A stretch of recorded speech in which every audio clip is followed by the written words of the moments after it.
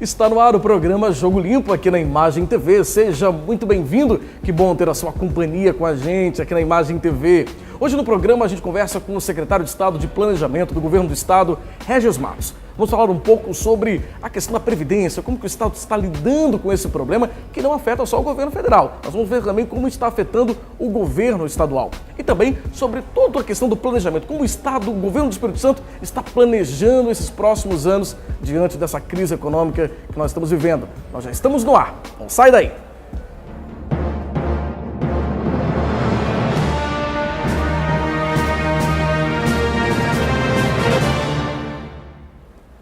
Muito bem, como nós anunciamos na abertura do programa, a gente recebe aqui no estúdio o secretário de Estado de Planejamento do Governo do Espírito Santo, Régis Matos. Secretário, bem-vindo, muito bom tê-lo aqui no programa. É um prazer, Fabiano, prazer estar aqui com você. O prazer é nosso. Secretário, a gente está vivendo aí um momento bem complexo no nosso país, não é verdade? Momento de uma crise político-econômica muito complicada para os gestores públicos poder lidar, inclusive, com esse momento de pouco dinheiro, poucos recursos, na verdade. O momento não está fácil. Não, é um momento desafiador na história não só do Espírito Santo, como do próprio país.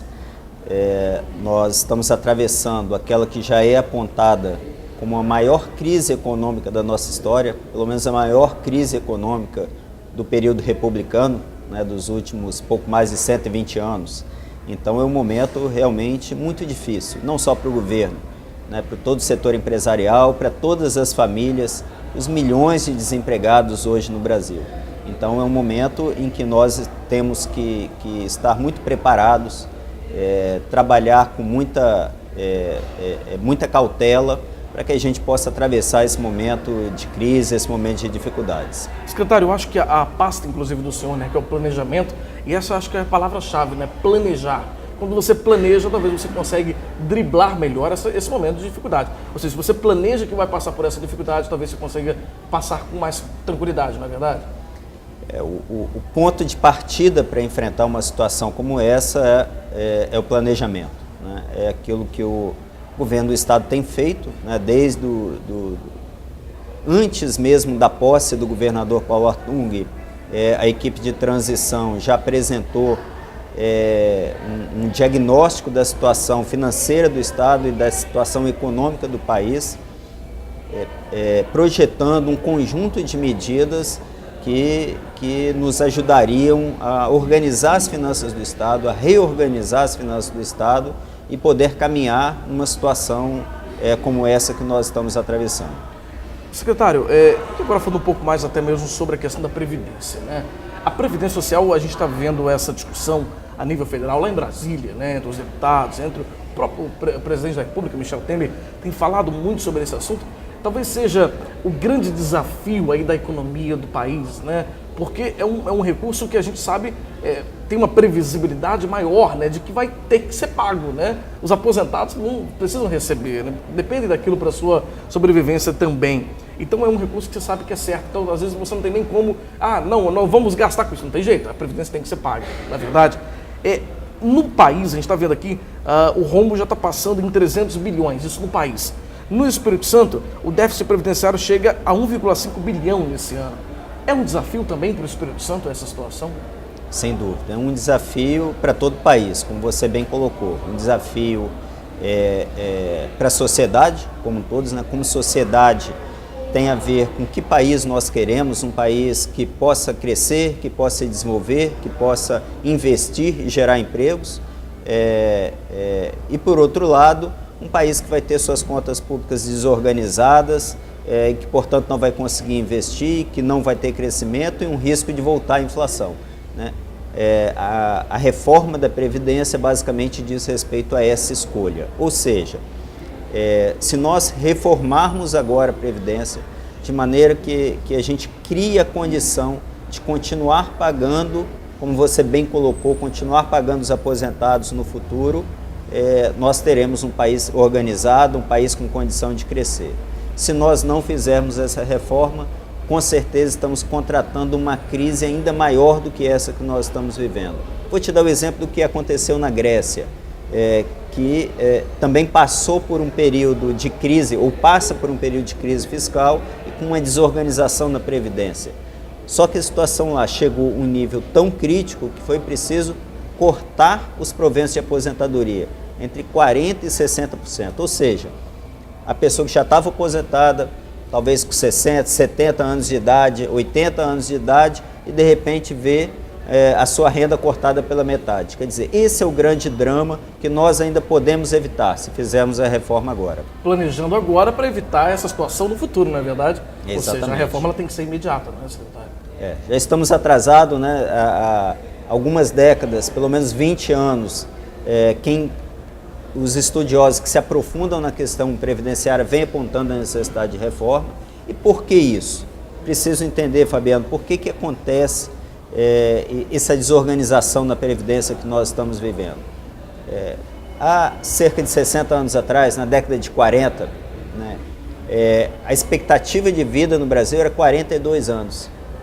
A expectativa de vida, graças ao avanço da medicina, os avanços da ciência, a melhoria da infraestrutura, né, hoje a energia elétrica tem em todas as casas, água tem em todas as casas, saneamento básico tem melhorado.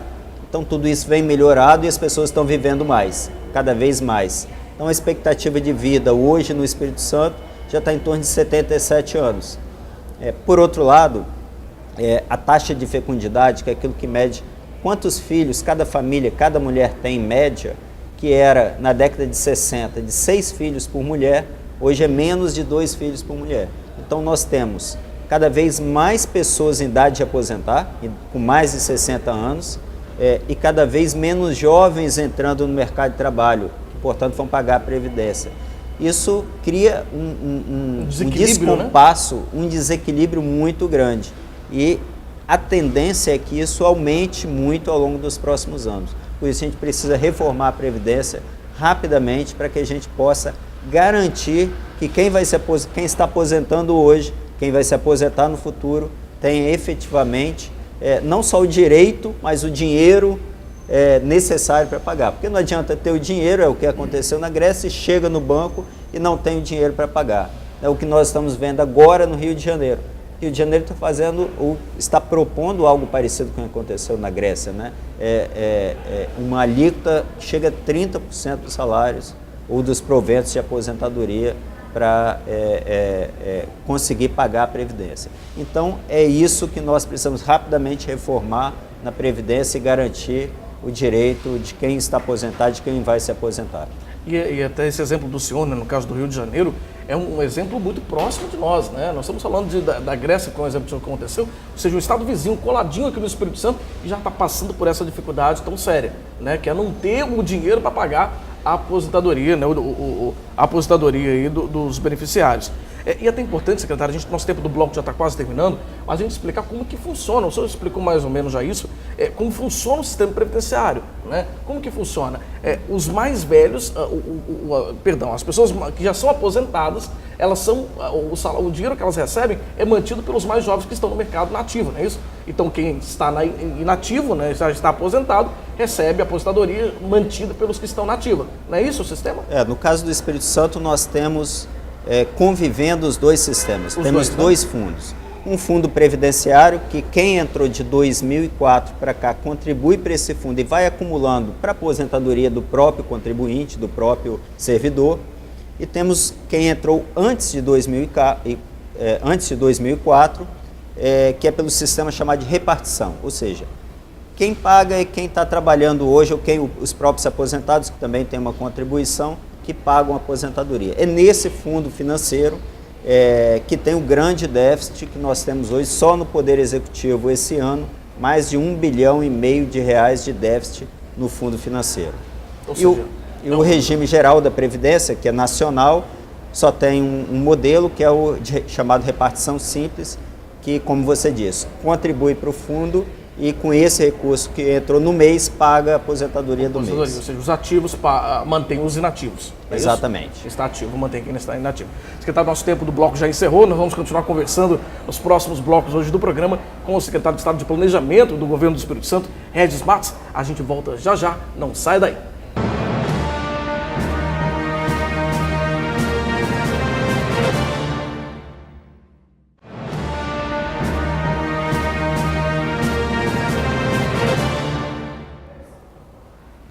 volta com o programa Jogo Limpo aqui na Imagem TV. A gente continua conversando com o secretário de Estado de Planejamento do Governo do Espírito Santo, Régis Matos. Secretário, fala um pouco sobre o orçamento, né? A gente falou sobre planejamento, o orçamento é exatamente planejar o que vai ser gasto aí nos próximos anos. Momento de crise econômica em todo o país, nos estados, nos municípios, momento de dificuldade, escassez de dinheiro público. Com organização e com planejamento, você pode investir mais e continua investindo. Essa foi mais ou menos a linha que o governador Paulo Artung conduziu nesse tempo? Foi isso? Economizar para poder investir? Ter as contas organizadas, isso nos ajuda, por exemplo, a ter acesso a crédito. O Espírito Santo hoje é o segundo estado com a melhor nota, né, no segundo Tesouro Nacional quanto à sua questão fiscal. Isso nos permite acessar operações de crédito, por exemplo, e o que nos dá recursos para investir. Então, a boa parte dos nossos investimentos é feito com recursos oriundos de operações de crédito.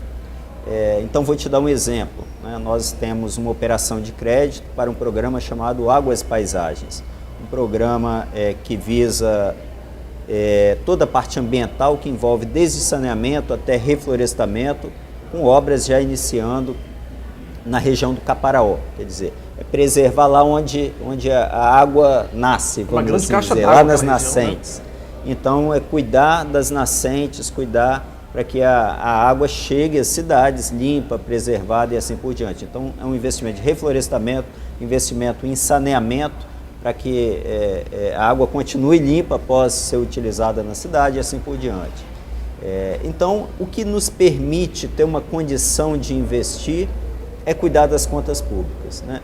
Ter todas as nossas contas sendo pagas, os salários dos servidores sendo pagos em dia, os fornecedores sendo pagos em dia, ter uma prioridade para a educação, para a saúde, segurança pública, para que esses serviços que são essenciais para a população, sobretudo nesse momento de crise, a população ter a garantia de que o seu filho, uma vez que esteja na escola, tenha merenda, a escola esteja bem cuidada, os professores tenham os recursos para dar uma aula adequada e assim por diante. A mesma coisa na educação, né? Nós temos a garantia de que os hospitais estejam funcionando adequadamente, com os insumos necessários para cirurgias, para os atendimentos que são feitos nos hospitais, os medicamentos estejam todos à disposição da equipe médica, das equipes de saúde e assim por diante.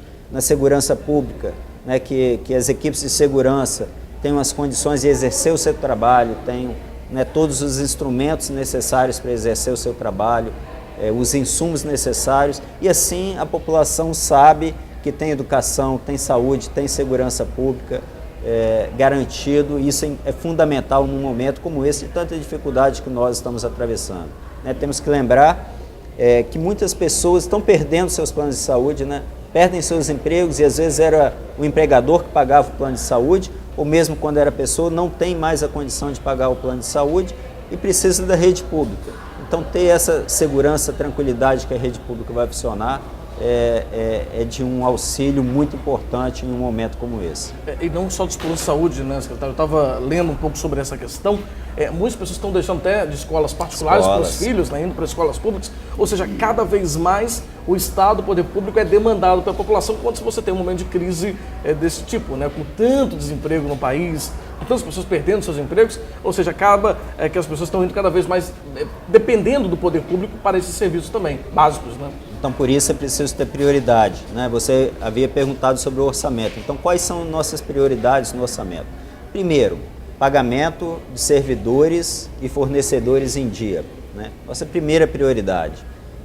Depois, né, manter os serviços essenciais, saúde, educação e segurança, para dar essa tranquilidade para a população.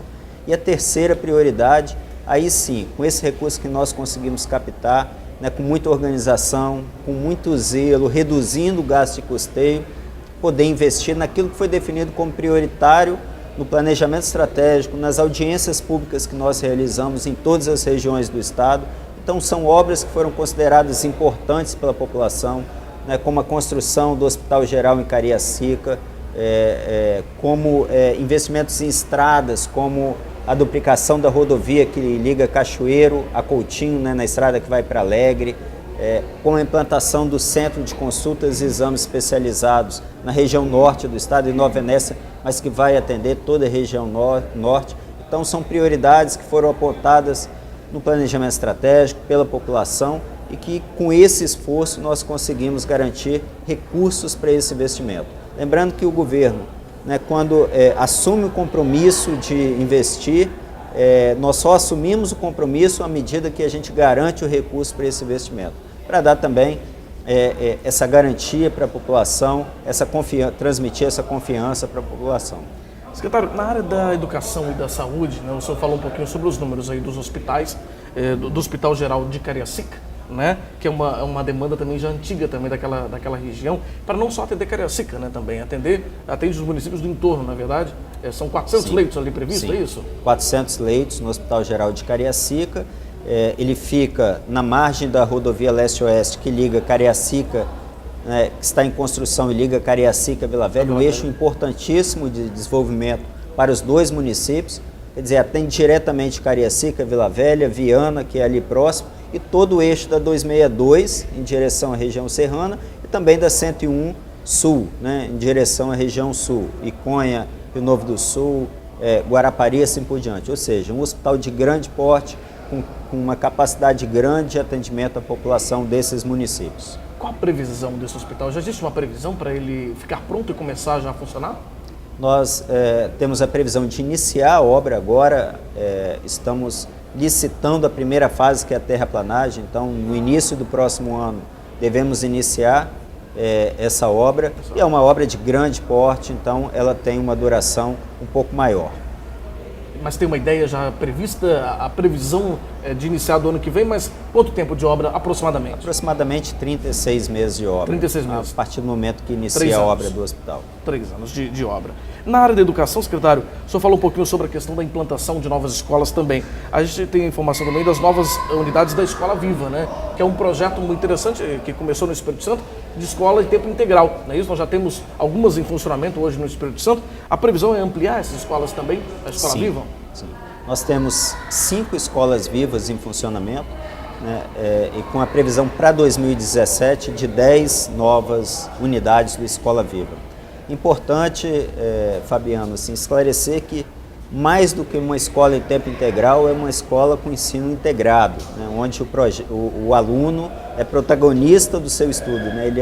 Ele decide quais disciplinas, as disciplinas chamadas eletivas, ele pode escolher que disciplina e ajuda, inclusive, a construir algumas disciplinas que vão ser cursadas ao longo do ano.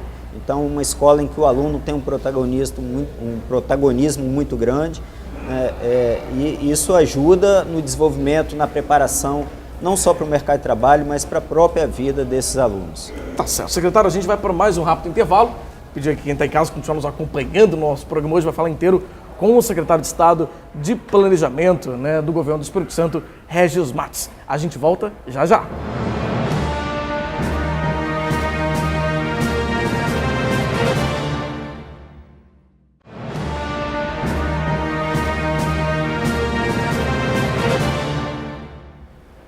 Estamos de volta com o programa Jogo Limpo, hoje conversando com o secretário de Estado de Planejamento do Governo do Espírito Santo, Régis Matos. Secretário, falamos um pouco sobre a Previdência, sobre a questão do orçamento que está sendo previsto aí para a área da educação, saúde. Falamos também um pouco sobre a infraestrutura. Ainda na área de infraestrutura, temos algumas obras ainda que estão sendo previstas, como o senhor disse, para os próximos 2 anos, é isso? Sim. Nós temos, a partir do nosso planejamento estratégico, uma carteira de projetos estruturantes em diversas áreas, Saúde, eu citei alguns exemplos, na área de educação, como expansão do programa Escola Vivas e também nas diversas outras escolas da rede estadual, enfim, na área de infraestrutura, de transportes, diversas rodovias com obras, algumas em estágio já avançado, outras iniciando. Na área de agricultura, nós temos a continuidade do programa Caminhos do Campo, com diversas obras de estradas do Caminhos do Campo em construção e assim por diante. Então, é importante, além das obras que são diretamente realizadas pelo Estado, Fabiano, é importante também lembrarmos que tem algumas obras em que o Estado é um interlocutor junto ao governo federal, junto à iniciativa privada, e que tem grande importância para o Espírito Santo, né? Uma delas é a obra do aeroporto. Tão esperada, tem sido tão esperada, né, que tem tido um desempenho adequado, está dentro do cronograma, mais de 40% da obra já executada, com previsão de conclusão até o final do próximo ano. Então, creio que vamos continuar trabalhando muito, acionando o governo federal sempre que necessário, para que essa obra continue efetivamente e torcendo para que ela continue no prazo. Para que ela seja concluída no prazo mesmo. Isso dá uma nova condição logística para o Espírito Santo, numa área importante que é o transporte aéreo, e acreditamos que isso ajuda no desenvolvimento de nosso estado. Da mesma forma, outra obra em parceria do governo federal com a iniciativa privada, e que o Espírito Santo tem feito uma interlocução constante, o governo do estado tem feito uma interlocução constante, tanto com a Eco Rodovias, que é o responsável pela obra da duplicação da BR-101, quanto com o governo federal, também para garantir que tenha um andamento adequado. Então, o que nós temos acontecendo hoje na BR-101? A construção do contorno de Iconha, né, e a duplicação, além do contorno, mais de cerca de 20 quilômetros, né, em direção ao sul e norte de Iconha. Então, nós teremos esse trecho duplicado até maio de 2017, né, maio do próximo ano. Uma obra também importante, retira um gargalo importante da BR-101 no sul do estado, e também temos alguns trechos em duplicação também no norte do estado, na área próxima a João Neiva e Ibiraçu, também ajudando a retirar alguns gargalos importantes da BR-101. Além disso, são cinco viadutos em construção, também na BR-101, entre esses 5, 2 deles são os próprios viadutos do contorno de Iconha, né, no lado norte e o lado sul de Iconha. Então nós teremos uma rodovia capaz não só de dar mais conforto, de dar mais segurança para quem trafega nessa rodovia, mas também de ajudar no desenvolvimento do Espírito Santo, tendo um eixo que facilita o transporte, reduz o custo de frete e assim por diante. Secretário, agora vamos falar um pouquinho também sobre a questão da crise hídrica, né? A gente vive talvez aí o momento no nosso país, né, de maior crise hídrica dos últimos 80 anos, né? Momento de poucas chuvas, ou seja, temos situações aí dentro, lugares aí aqui mesmo no Espírito Santo, passando por dificuldades muito sérias com relação à falta d'água, né? O governo, inclusive, já anunciou algumas medidas para tentar minimizar. O que o planejamento, enfim, o que está sendo planejado no estado para diminuir esse problema da crise hídrica aqui no Espírito Santo? A crise hídrica é um problema no Espírito Santo e no Nordeste, né? Não é no país todo. Então é a maior crise hídrica dos últimos 80 anos no Espírito Santo. O que nós assim, não só planejamos, o que temos planejado quando já estamos executando, né? Existem ações de curto prazo, ações de médio e ações de longo prazo. Vou citar alguns exemplos aqui, Fabiano. Sim. De curto prazo, né? Era uma obra que estava prevista para ser executada mais na frente, para reforçar o abastecimento de água da região metropolitana, que é uma adutora que traz água do rio Reis Magos e traz água para a Serra, com capacidade de atender até 150 mil pessoas na Serra, 150 mil habitantes.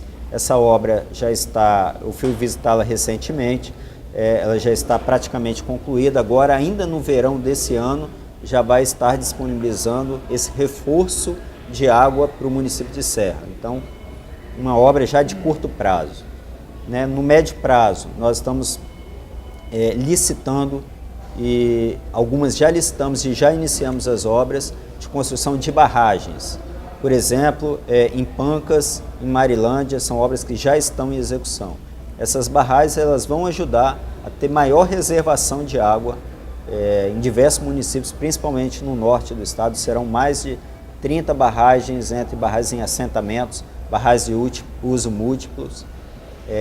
Então, essas barragens ajudam a reservar água para que nos próximos anos, agora nós vamos ter um período de chuva, então já agora algumas barragens vão ter essa condição de reservar, para que a gente nos próximos anos tenha uma maior segurança hídrica, né?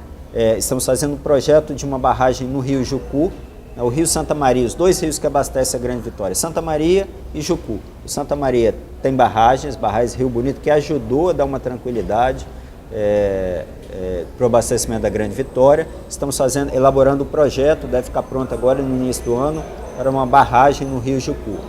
E olhando mais para o longo prazo, é cuidar da natureza, né? Então nós acabamos de direcionar 28 milhões de reais para o programa Reflorestar, que visa a recomposição da floresta, tanto nas margens dos rios quanto nas nascentes. Preservar as nascentes, preservar as margens do rio.